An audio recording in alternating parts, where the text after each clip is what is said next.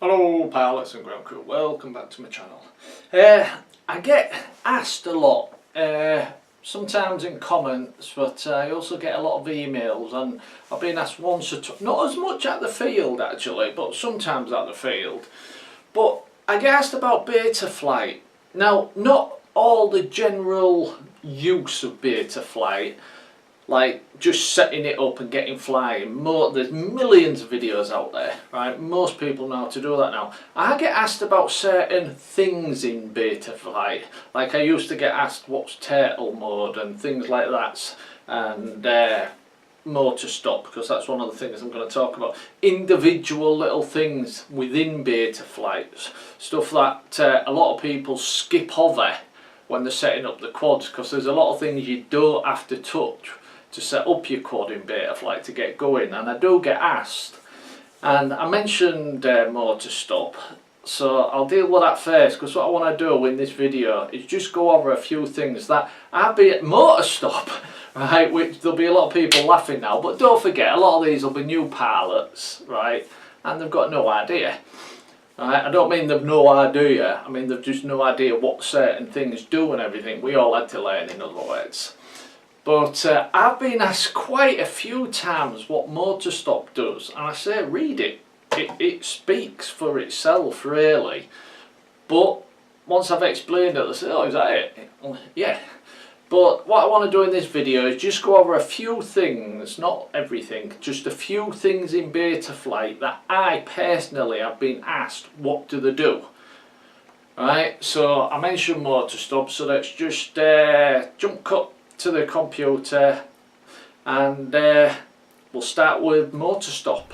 Okay then pilots and ground crew, let's take a look at motor stop, even though 99.9% of you will already know this, but it's a question I get asked a lot. So if we go into the configurations tab, and we're running slow, there we go. And as you see here, motor stop, I have it turned on, and it speaks for itself. It says there, nice and clear, don't spin the motors when armed. Right, so I'll just tell you real quick what it does. When you plug your LiPo in to your quad, right, you'll have an arming switch on your transmitter. The second you flick your arming switch, your motors will spin if that is turned off. Right, if that is turned on, your motor stop, which mine is, you'll hit your arming switch and nothing will happen until you touch your throttle. Some people use it, some people don't. I always do. And that's motor stop. It really does speak for itself. Okay then, let's move on to the next thing. Right then, moving on to the second thing I get asked. The stick low threshold in the receiver tab. I've been asked, what's that? What's a stick low threshold? Right, and just the same as motor stop, as soon as I've explained it, I say, oh, is that it? Like a lot of things in Betaflight, they've got weird name. Well, it's not a weird name, but for a lot of new pilots, things can seem scary. Right, we all remember that. Whoa, not touching that. You know what I mean? But yeah, so stick low threshold in the receiver tab. Alright, let's jump back to the computer again and cover that one. Alright, in the receiver tab, running slow again, here it is, stick low threshold, and you'll see I ain't got everything turned on at the moment, so I can't move my transmitter, and I can't, oh actually that's a lie. Oh, I can I? Yes I can. Yeah, it's alright, I've got sort of like halfway set up just to show you. I won't go into that. Yeah, your low stick threshold here, right, and while I'm here I suppose I could cover these at the same time, right, but your low stick threshold is my throttle here, right, at low point, if I drop it down, right, is on 1000, which it should be. Right, from left to right you want 1000, 1500, 2000, right, and then that's where you get this adjustment here. Now your low stick threshold is how much of the stick, right, on your throttle stick, for argument's sake here, do you have to actually push before the quad will actually take off, right? We've got a bit of buzzing in the background going on somewhere. Hang on, sorry. I left my video camera turned on. Oh god. Yeah. So mine's at 1020, which means it starts off, I believe, at 1050 as a starting point. Right, but it's how much pressure you have to increase on your throttle stick before she actually takes off your quad. Right, you don't want too much dead stick, in other words. I should have showed you on the transmitter, it would have been much easier. Right, I have mine set at, as you see, 1020, so just the slightest touch on the throttle stick and she takes off. Right, if I had it set, for argument's sake, at I don't know, 1090, I'd have to push my throttle stick quite a way before anything would actually happen. Right, so on average, right, if you want to get your bird in the air as quick as possible when you touch your throttle, have your throttle at this side, make sure in your end points it's all set up right to 1000 at low stick, and then here, right, set your low stick threshold to anywhere from say 1015, 1020. You don't want to be going any lower than 1015, not really. Right, and you don't need to be any higher than 1020. Right, stick center really speaks for itself. If you've done your settings right here, these should all read 15, even though mine are fluctuating, right, and that's because I'm holding the bloody transmitter at the same time because I grabbed it to try and show you, so I'm bumping stuff. Right, but if you had trouble with them, you use your endpoints to set them up, and they want to be at 15, and that's where the stick center position is, at 1500. Okay then, and your stick high, you've already guessed, it's when you've got your stick at maximum. Now this reads 19, and I've just told you to go to 2000, but if you keep it at 19, you know you're not going to push the boundaries, for want of a better word. But I didn't really want to go into these two, so I've skipped over them quick. It was this I get asked a lot about, stick low threshold, and hopefully I've covered it now. Okay then, let's move on to something else. Right then, the next thing I get asked a lot about, and I mean a lot actually, is in the modes tab, what is auto? Now I know most of you'll know, but we're dealing with like new pilots here, right? But I get asked, what is auto? When you look at your modes tabs, when you want to set your modes up, right, it starts off all the modes say auto, auto, auto, and then as you click on it and switch through, you get aux channel 1, 2, 3, 4 and so on, right? But I get asked, what is auto? Well, I think I'll show you it on the computer, but I'll just show you here real quick because it's the easiest way to show you. Alright, basically, let's say you're setting it up and you're setting your arm switch up. I have this little switch here as my arm switch. Alright, now where it says arm in the top in the modes, right, it'll say auto. Now your arm switch, you might have set it up to auxiliary channel 4 for argument's sake. Well, instead of clicking in finding auxiliary channel 4 out like that, all you have to do is leave it on auto and flick the switch you want. Any switch you want. If you want that switch, fine. If you want a back switch, whatever switch you flick at that point, right, Betaflight will jump straight to it and set it for you automatically, and that's why it says auto, and that's what it is.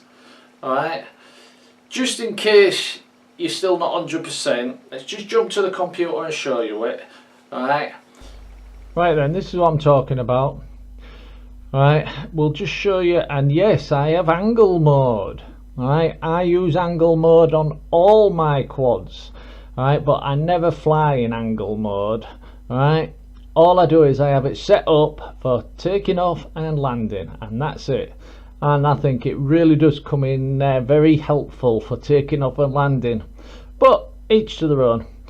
Right, we'll just use this as a horizon mode as an example.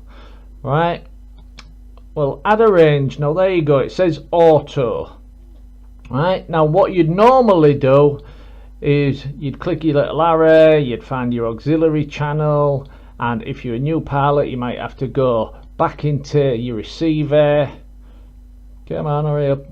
Check which one moves when you flick the switch and things like that, then go back to the modes. Right, let's just, for the argument's sake, I'll just show you horizon because I've got my transmitter here. Right, so all I'm gonna do is flick a switch on my transmitter. Right, in 3, 2, 1. There you go. As you can see, it's jumped straight away to aux 4, right, which is the same as, I've used it for something else. I don't know what I've used it for. You flip over, right, which basically means that's like your turtle mode, if you know what I mean. Right, I've set it up so I've never used turtle mode. I've mentioned that in other videos, but I like it in case you get stuck in a tree or something like that. But getting back to horizon, where have we gone? There it is. I'll just get rid of it to show you again. Right, if I add range, it's on auto, and all I'm going to do is flick the switch on my transmitter, but this time I'll flick a different switch.